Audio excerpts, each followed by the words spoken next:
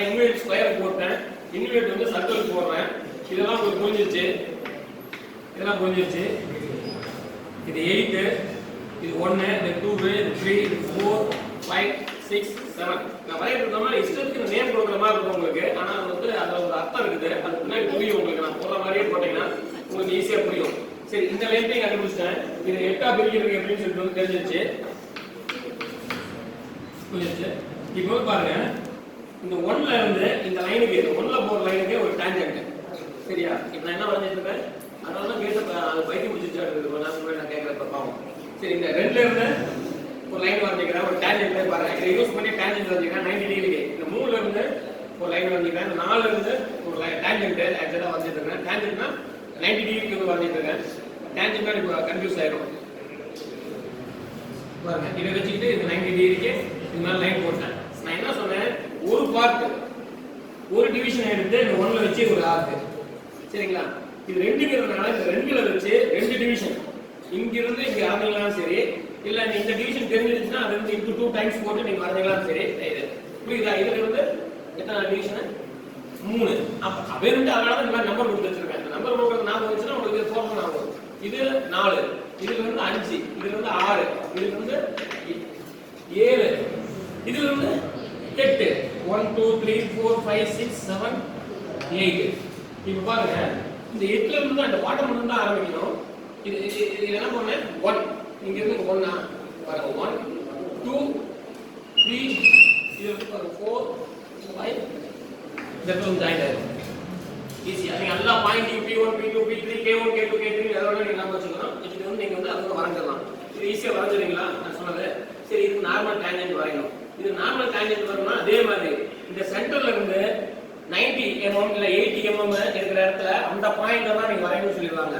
அப்படி சொல்லிட்டாங்கன்னா இந்த இடத்துல இருந்து 90 mm எடுத்துட்டு அதை வந்து போய் அடிச்சு கட் பண்ணீங்கன்னா இங்கதான் எங்கேயாச்சும் வரும். சரி, இங்கேயோ வரும். இல்லைன்னா நீங்க எந்த பாயிண்ட் வேணா எடுக்கலாம். சரி, எந்த பாயிண்ட் எடுத்துனாலும் சரி, ஒரு உதாரணத்துக்கு இந்த பாயிண்ட்ல எடுத்து இந்த பாயிண்ட்ல டான்ஜென்ட் நாம வரையணும் அப்படின்னா இந்த பாயிண்ட்டையும் இந்த சென்டரையும் ஜாயின் பண்ணணும். ஜாயின் பண்ணோம்னா இவங்க இதுவும் இதுக்கும் உள்ள டிஸ்டன்ஸ் ஒருவேளை 80 mm கொடுத்துருந்தாங்கன்னா 40. இந்த சென்டர் கண்டுபிடிக்கணும். இந்த சென்டர் கண்டுபிடிச்சிடலாமா? இந்த சென்டர் கண்டுபிடிக்கிறதுக்கு நிறைய மெத்தட் இருக்குது. அளந்து கண்டுபிடிச்சிடலாம். இல்லைன்னா 87 கொடுத்துருந்தாங்கன்னா கன்ஃபியூஸ் ஆகும். அதனால ஈக்குவலி பைசெக்டிங் திஸ் லைன், எந்த லைனா இருந்தாலும் ஈக்குவலா பைசெக்ட் பண்றதுக்கு ஒரு மெத்தட் இருக்குது. அதை பாருங்க, இந்த சென்டர் கண்டுபிடிக்கிறதுக்கு அது வந்து பாத்தீங்கன்னா கரெக்டான வேல்யூ கொடுக்கலைன்னா 127.23 அப்படி கொடுத்துருந்தாங்கன்னா எப்படி கண்டுபிடிக்கிறது? அதனால அப்படிலாம் இருந்துச்சுன்னா கரெக்டா டிவைட் பண்ண முடியாது.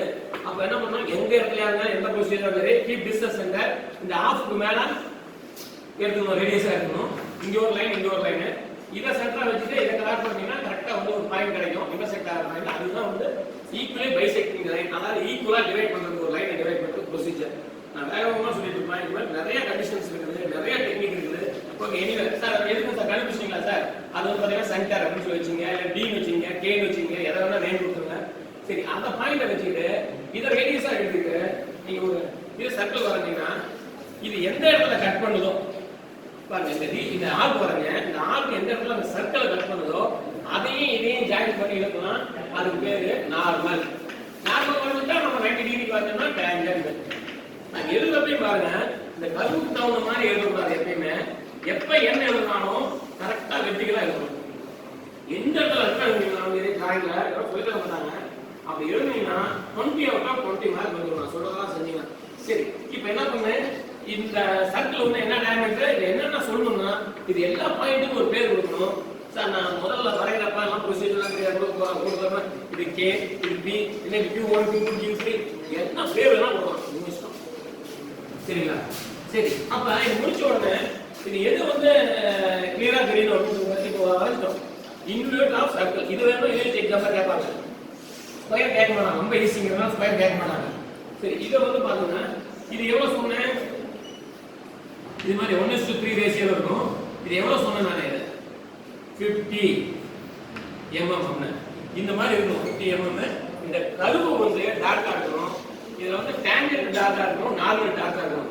லெட்டரிங் இந்த ABCD 1 to 3 எழுதுறது டார்க்கா இருக்கணும். வேற எதுவுமே தெரியக்கூடாது. ஏன்னா மற்ற எல்லாமே நாம என்ன பண்றோம், வரையறதுக்கான சப்போர்ட்டிங் இது. அதை ஜெனரேட் பண்றதுக்காக, இந்த கர்வை ஜெனரேட் பண்றதுக்காக சப்போர்ட்டிங் பண்றதுக்கு அது உதவி பண்றது எல்லாமே ஆன்சர் மட்டும் தான் டார்க்கா இருக்கும். உதவி பண்றது எல்லாமே லைட்டா தான் இருக்கும். சர்க்கிள் சார் சர்க்கிள் லைட்டா தான் இருக்கும். புக்ல எல்லாம் டிஃபரன்ஷியேட் பண்ணி காமிக்க மாட்டாங்க. யூனிவர்சிட்டி எக்ஸாம்ல பாருங்க, இந்த இன்வல்யூட், இந்த நார்மல், இந்த டேஞ்சன்ட், இந்த ஆர்க், இந்த ஏரோ, இந்த 50, இந்த ABCDE, இல்ல 1 2 3 இதுதான். சரிங்களா? சரி, இப்போ வந்து என்ன பண்ணலாம், இன்வல்யூட்ல உள்ள இதுவும் தெரிஞ்சிருச்சு. இதுவும் போட்டு வைங்க. இல்லைன்னா நீங்க அந்த வீடியோ எடுக்கிறதுனால அதை பார்த்துங்க. நான் பார்த்து வந்து ஈஸியா வந்து நான் போடுறத பார்த்துட்டு இருந்ததுனால என்ன பண்ணுறேன் அப்படி புரியும். இது வந்து சைக்ளாய்டு. சைக்ளாய்டுல 3 இருந்துச்சு. 3 சைக்ளாய்டு என்ன சொன்னேன்? 1 சைக்ளாய்டு ஆர்டினரி சைக்ளாய்டு. இது ஹரிசாண்டலா ஒரு காயின இல்ல ஒரு பேங்க்ல இல்ல ஒரு சர்க்கிள எதையாவது ஒரு சைக்கிள்னா சர்க்கம்ஃபரன்ஸ் ஆஃப் திஸ் சர்க்கிள் அது என்ன லென்த்தோ அந்த அளவுக்கு உருட்டி விட்டீங்கன்னா ஸ்லிப் ஆகாத போறப்ப இந்த இடத்துல நீங்க வந்து ஒரு பாயிண்ட் இல்ல ஒரு பேனா கட்டி விட்டுறீங்க. அது ட்ரேஸ் பண்ற லைனுக்கு பேரு, கர்வுக்கு பேரு, அதுதான் வந்து சைக்ளாய்டு. இதுதான். இதுக்கு நார்மல் டேஞ்சன்ட் வரையணும். நான் என்ன சொல்றேன், நீங்க பாருங்க, இது ஒரு ரவுண்ட் எவ்வளவு ஆகும், ஒரு சைக்கிள் சுத்தணும், ஸ்லிப் ஆகக்கூடாது. அது கண்டிப்பா கொடுத்துருவாங்க. ஸ்லிப் ஆகி கொடுக்கறது அட்வான்ஸா ஐஐடியில் கொடுத்துருப்பாங்க. அதுக்கு நான் வரைய முடியும். ஆனா இப்போ வந்து உங்களுக்கு வந்து ஸ்லிப் ஆகாதான் எப்பயுமே கொடுப்பாங்க. மேபி 1.5 ரெவல்யூஷன் அப்படின்னு சொல்லி கொடுத்துருவாங்க, வரைய சொல்லிடுவாங்க. இவங்க மார்க்கு ஈஸியா இருக்கு அப்படின்னா 1.5 ரெவல்யூஷன் வரைகிறது அந்த மாதிரி சொல்லிடுவாங்க. சரி, இப்போ நான் சொன்ன பாருங்க, இது எப்படி சார் நம்ம கண்டுபிடிக்கிறது?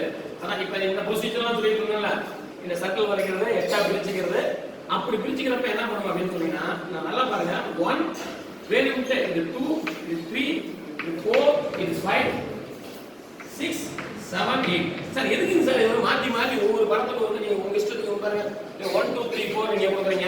இங்க பாத்தீங்கன்னா வேற மாதிரி கொடுத்துருக்கீங்க பாருங்க. இங்க 8ல ஆரம்பிக்கிறீங்க, இதுக்கு தான் ஆரம்பிக்கிறீங்க. என்ன காரணம்னா அது ஏதோ ஒரு லாஜிக் இருக்குது. நான் பேசிக்காவே எனக்கு டிராயிங் ரொம்ப பிடிக்கும். அதனால ஒரு புரியறதுக்காக தான் அதை பண்றேன். ஏன்னா குறுக்கடியாவே இந்த மாதிரி கொடுத்துட்டு வச்சுன்னா எதுக்கு எப்படி நம்பர் கொடுக்கணும்னு கண்டுபிடிச்சிட்டீங்கன்னா உங்களுக்கு ஈஸியா இருக்கும்.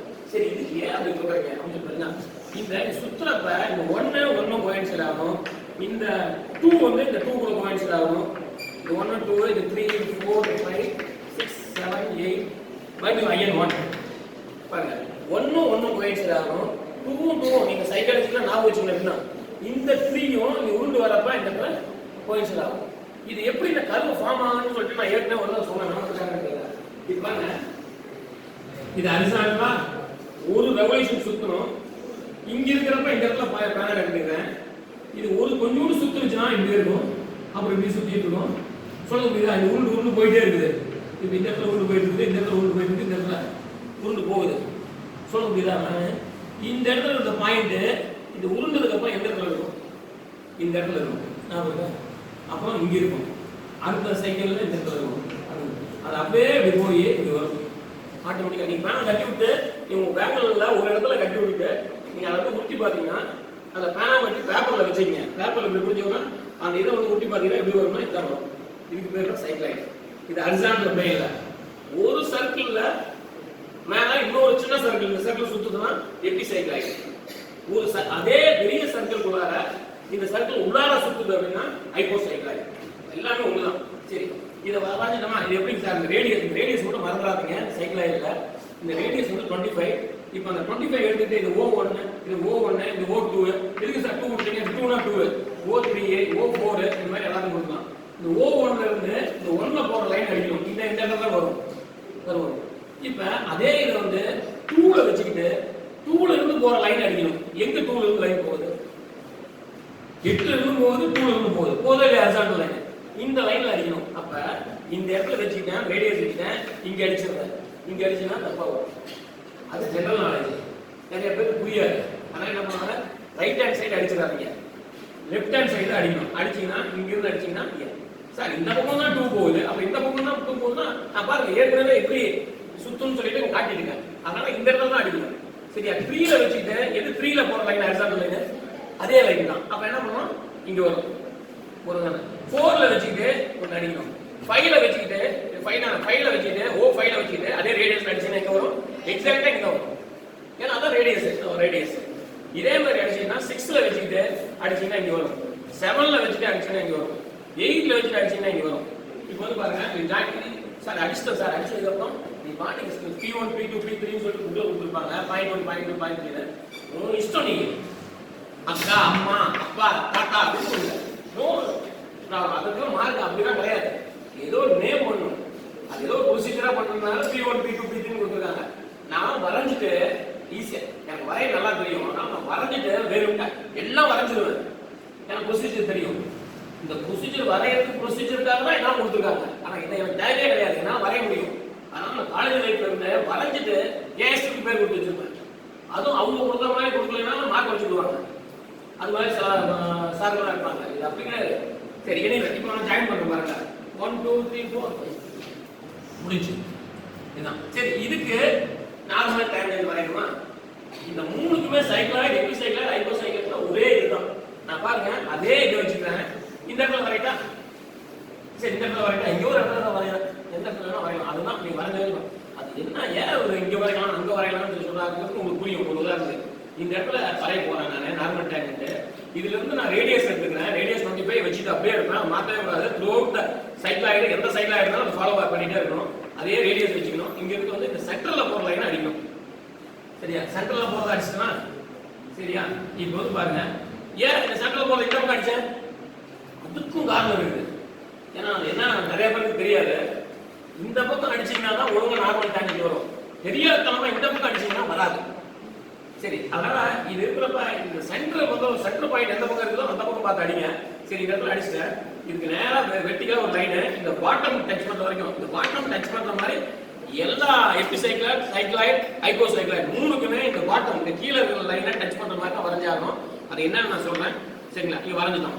இந்த பாயிண்ட்டையும் இதையும் ஜாயின் பண்ணி எக்ஸ்டெண்ட் பண்ணி விட்டீங்கன்னா இதுக்கு பேரு நார்மல். நார்மல் இது வந்து நார்மல் வந்து 90 டிகிரி எடுத்து இதை யூஸ் பண்ணி, அதாவது ப்ரொடக்டரை யூஸ் பண்ணி இது எடுக்கலாம். இல்லை அந்த டிஏ வச்சுட்டு பண்ணலாம். அதெல்லாம் வந்து டைம் நிறைய ஆகும். அதெல்லாம் வந்து என்ன பண்ணலாம், நீங்க எல்லாரும் நீங்க முன்னாடி ஒரு கிளாஸ்ல எல்லாருமே மெயின் ட்ராக் கொண்டு வந்தாங்க. சரி, இது ஒரு மெயின் ட்ராக் எடுத்துங்க. இது என்னோட இதுதான் நான் யூஸ் பண்ணிட்டு இருந்தேன். இது ஒரு மினி ட்ராக் எல்லாம் எடுத்துங்க. எனக்கு வாங்க முடியும், கொஞ்சம் நாள் கழிச்சு வாங்கிக்கிங்க. ஆனால் எப்போ யூஸ் பண்ணி பழகுவீங்கன்னு தெரியல. சரி, எனிவே இப்போ புரிஞ்சுட்டா எப்படி வரையணும்ட்டு என்ன பண்ணேன், ஆரம்பிக்கிட்டேன். சார் நான் இங்க இருக்க எங்க வேணா எடுக்கலாம்னு தான் சொல்லியிருப்பாங்க அடிக்கலான்ட்டு. இதுல இருந்து இந்த பக்கம் அடிச்சிட்டீங்கன்னா ஒழுங்கா normal danger most of the time வராது. பார்த்தோன்னே கண்டுபிடிச்சிருவீங்க. கருவுக்கு கரெக்டா வந்து நார்மலா இருக்குது, இந்த கருவுக்கு டேஞ்சென்டா இருக்குது. அதுவே வந்து உங்களுக்கு வித்தியாசமா இருக்கும். வரும், ஆனா கன்ஃபியூஸ் ஆயிருவீங்க, கொஞ்சம் இது பண்ணிடுவீங்க. அதனால சரி, எந்த பக்கம் அடிக்கிறேன் நான் பண்றேன்னா வேணும்ட்டு அதே பக்கம் பண்ணிருக்கேன். அதுக்கெல்லாம் நிறைய கேள்வி கேட்டுருக்கேன், கொஸ்டின் கேட்டுருக்கேன்.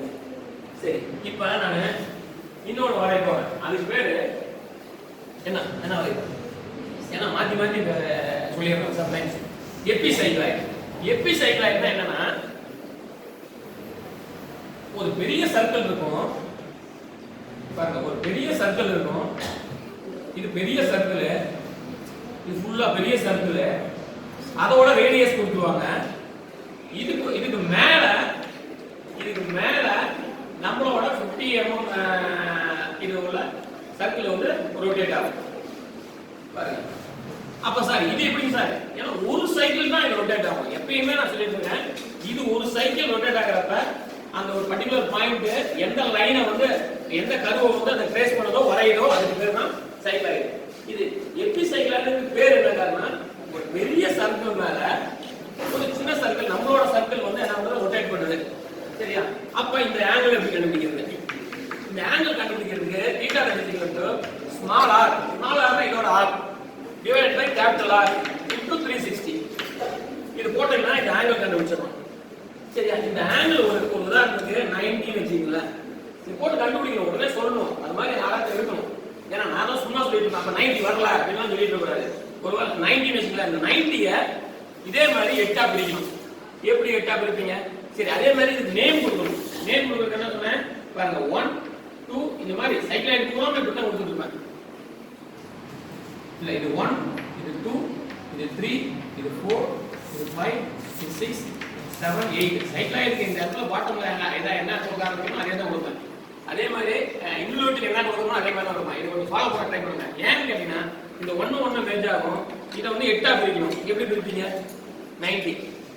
நான் என்ன பண்ணுவேன், யூனிவர்சிட்டி எக்ஸாம்ல 32 வருஷத்துக்கு முன்னாடி 1992 அப்ப 88 தான் என்னோட ஃபர்ஸ்ட் இயர். அப்ப என்ன பண்ணுவோம் அப்படின்னா இது அப்படியே 8ல பிரிக்கலாம். புக்லலாம் அதான் ஒரு 5-6 மெத்தட் சொல்லுவாங்க. உங்க இஷ்டம். இதை ஈக்குவலா ரெண்டா பிரிச்சுக்கலாமா, பிரிக்க முடியுமா, ரெண்டா பிரிச்சுக்கலாமா. அப்புறம் என்ன பண்ணுவாங்க, அதை ரெண்டா பிரிச்சுக்குவாங்க.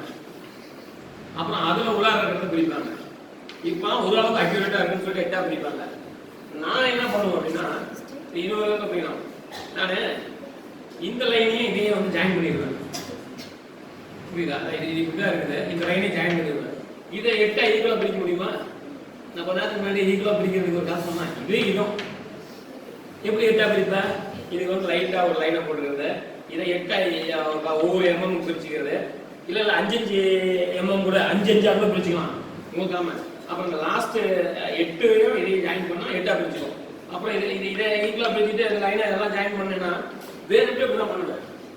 அது இப்படிதான் எடுத்துருக்கேன்னு சொல்லி தெரியாதுக்காக என்ன பண்ணுவேன், அழைச்சோடா போடுவேன் எடுத்து முடிச்சுட்டு.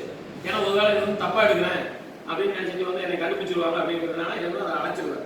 ஆனா அது ஒரு நல்ல ப்ரொசீஜர் தான். நான் சொல்றது புரியுதா. இந்த லைனை 8ஆ பிரிச்சுட்டோம்னா கண்டிப்பா இங்க இருந்து ஒவ்வொரு பாயிண்டையும் ஜாயின் பண்ணா ஈக்குவலா தான் இது டிவைட் ஆகும். ஆமாவா இல்லையா, சரியா. அது மாதிரி அதை விட்டுட்டு என்ன பண்ணுவாங்க, இவங்க இருந்து என்ன பண்ணுவாங்க, இது வந்து 90னா ஈஸியா 45 எடுக்க முடியுமா.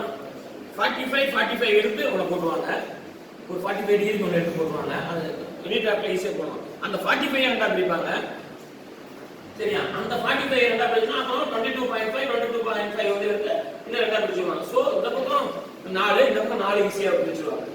பிரிக்கிற மெத்தடு உங்களுக்கு ஒவ்வொரு இதுலையுமே வெவ்வேறு மாதிரி நிறைய இருக்கு சொல்லி தருவாங்க. எது ஈஸியோ அது மாதிரி பிரிக்கிறதுக்கு பிளான் பண்ணணும். சரிம்மா, பிரிச்சிட்டோமா. பிரிச்ச உடனே பாருங்க, இதுக்கு பேர் லோகஸ். இதை பாருங்க, இதெல்லாம் எக்ஸ்டெண்ட் பண்ணிக்கங்க. இது எல்லாமே எக்ஸ்டெண்ட் பண்ணிக்கங்க. 8 லைனையும் வந்து எக்ஸ்டெண்ட் பண்ணிக்கங்க. எக்ஸ்டெண்ட் பண்ணிட்டு பாருங்க, இதுக்கு ஒரு இது வரை இது பேர் லோகஸ். அங்க வந்து என்ன பண்ணுவோம், ஹரிசாண்டல் லைன் சொல்லிட்டு இங்க வந்து பாத்தீங்கன்னா இது வந்து லோகஸ்னு சொல்லுவாங்க. இது மாதிரி இந்த பாயிண்ட் வச்சுக்கிட்டு இதை சென்டரா வச்சுக்கிட்டு ஒன்று வரைஞ்சிங்கன்னா இதுவும் இந்த 2வும் ஜாயின் ஆகி வரும். இங்க பாருங்க 7ம் 3யும் கண்டிப்பா ஜாயின் ஆகி தான் வரும்.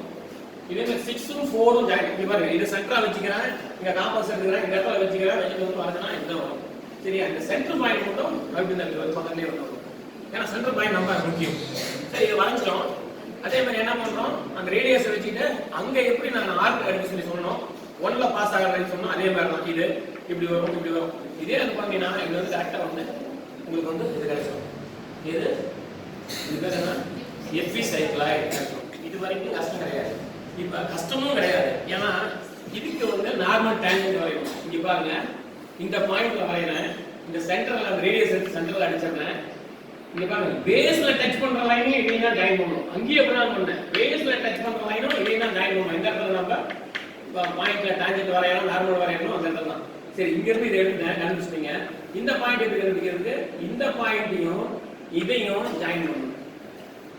எந்த இடத்துல இது ஜாயின் பண்ணுதோ அதுலயும் இதையும் ஜாயின் பண்ணி விட்டுட்டீங்கன்னா இதுக்கு பேர் என்ன, நார்மல்.